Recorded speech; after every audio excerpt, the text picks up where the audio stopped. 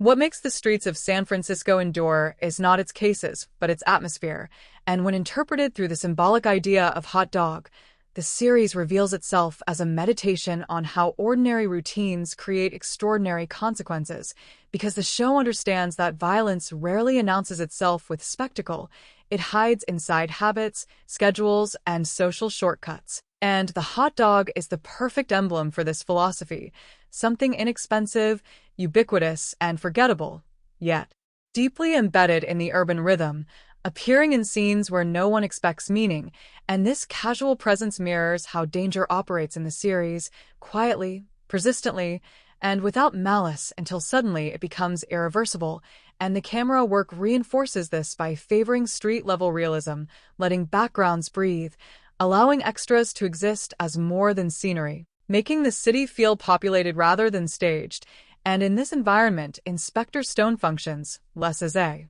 protagonist and more as a stabilizing consciousness, someone whose job is not to dominate chaos but to recognize it early enough to contain it. And yet the series is honest about the limits of that containment, showing how justice often arrives after damage has already been done, and how accountability is diluted by the number of people involved. And as a viewer revisiting the show years later, I was struck by how emotionally restrained it is, refusing melodrama, even in moments of death, choosing instead to linger on aftermath, on paperwork, on quiet conversations that acknowledge exhaustion rather than triumph. And this restraint is what gives the show its lasting weight, because it respects the intelligence of its audience and trusts them to sit with ambiguity. And Hot Dog as a conceptual title highlights this restraint by pointing to the ordinariness of the settings where life-altering decisions occur, reminding us that most tragedies do not happen in extraordinary circumstances, but in familiar places where attention lapses and empathy thins.